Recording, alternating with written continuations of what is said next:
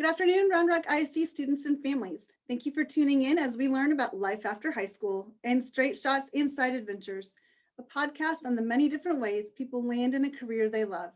Straight Shots Inside Adventures is produced by the Future Readiness Department and Round Rock ISD to support your personal journey wherever you may be in life. I'm Rebecca Van Ryn, Coordinator of Student Support and Mentoring. Today joining me is Coach Emerson, who is an English 1 honors teacher, English department chair, and football and wrestling coach at Veterans Memorial High School. Coach Allen, thank you so much for joining us today. So excited for our students to get to hear your story. So you're a teacher and a coach. I think a lot of students might think that they know what someone in that job does, but we know as educators, there's a lot more to it than it seems. So what does your actual workday look like? And what are the best parts about what you do?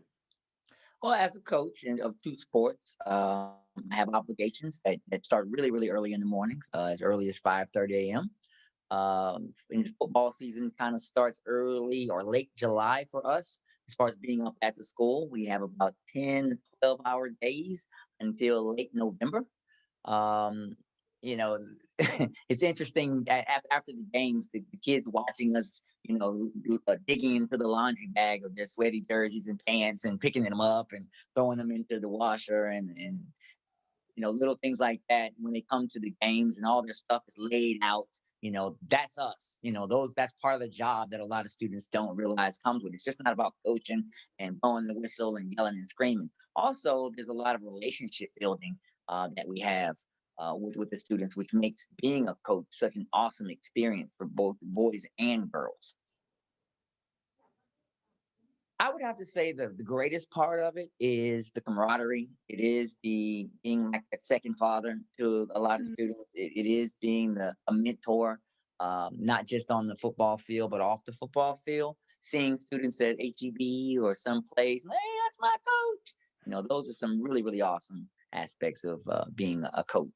As far as the teacher goes, it's just awesome just being in the lives of students and being able to inspire them. I've had a lot of students who have become teachers and have emailed me from their classroom, and they have little quotes that I said in class that they use with their own students.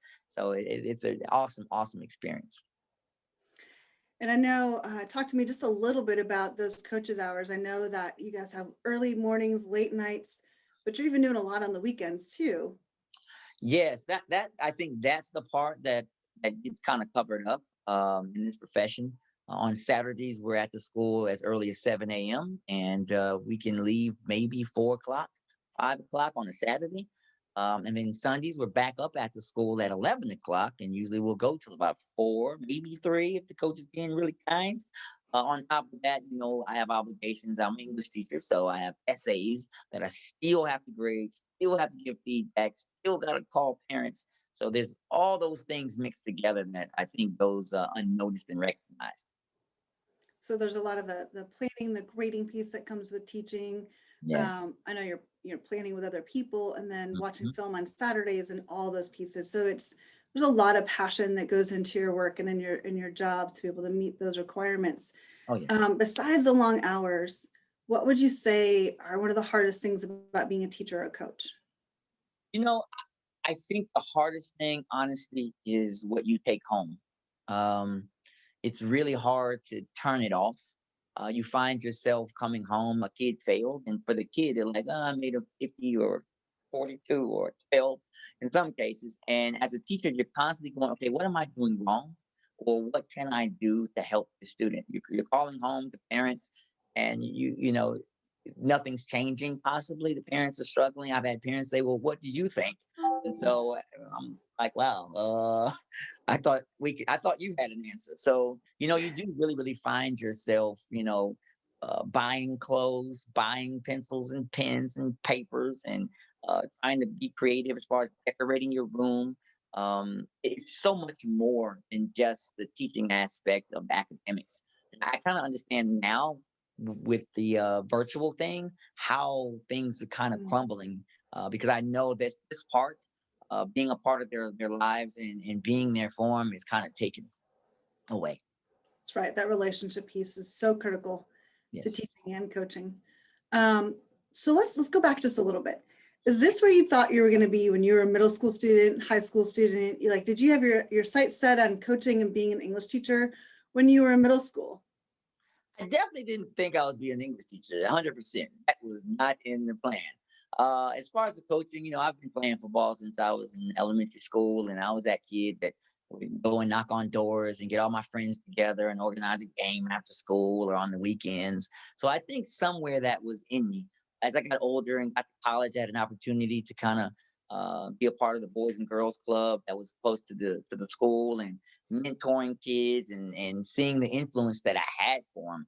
I didn't really put all of that together until later on. I had an opportunity after graduating from college to have an awesome job. Wearing a suit and doing all the things that you were told financially is what you want to do, but there was no meaning to it. And I had a friend who just believed in me and saw something in me, was like, please go start teaching. And ever since I've gotten it, I've started teaching and really mentoring kids. I couldn't do it. I don't want to do anything else.